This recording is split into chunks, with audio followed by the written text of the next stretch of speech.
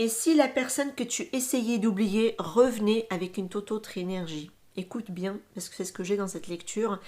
Avec la posture de la reine d'épée, pour moi, tu traverses actuellement une période où tu réfléchis beaucoup, tu observes, tu analyses, tu refuses aussi désormais les situations floues, tu cherches la vérité, même si elle n'est pas facile à entendre, et pour moi, tu poses tes limites aussi avec cette reine d'épée. Le 10 de Pentacle apporte une énergie de stabilité, de construction, de projet à long terme. Ça me parle aussi d'une relation qui a le potentiel, en tout cas, de se construire sur du long terme.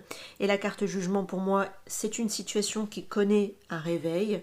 Pour moi, j'ai quelqu'un qui prend conscience de ce qu'il risque de perdre et qui comprend également la vraie valeur de votre lien. Et ça se confirme tout de suite avec la carte de l'âme sœur qui vient me parler qu'il existe une connexion profonde entre vous deux. Et ce lien dépasse les simples attirances passagères, on va dire, puisque ça pousse chacun à évoluer intérieurement. D'accord. Et la carte il est sûr pour toi d'aimer en amour va m'indiquer que malgré les accumulations qu'il y a pu y avoir ici, de peur, de crainte, de doute, l'amour n'est absolument pas ton ennemi. Cette carte t'invite à rouvrir doucement ton cœur et à ne pas laisser les blessures du passé dicter toutes tes décisions dans ta vie sentimentale.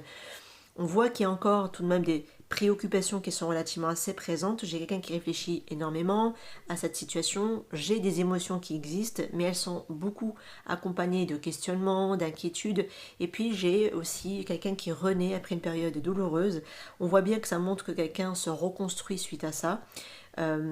Mais c'est progressif, hein, d'accord. Pour moi, c'est quelqu'un qui vraiment qui sort d'une phase difficile, d'une déception, d'une séparation, d'un épisode qui l'a fortement marqué, ok. Et ça l'amène aussi quelque part à une interrogation parce qu'elle se demande du coup, est-ce que le fait de vous laisser peut-être partir, de vous éloigner, est-ce que ce n'était pas aussi une erreur de sa part?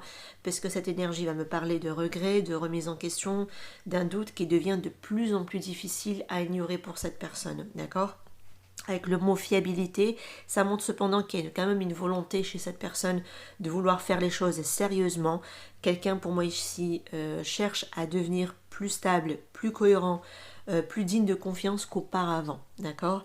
Mais j'avoue que la carte, enfin le mot indécision ralentit encore le mouvement actuellement. J'ai encore une personne qui hésite entre la peur d'un côté et l'envie d'avancer de l'autre, entre protéger son cœur et saisir une nouvelle opportunité par rapport à toi.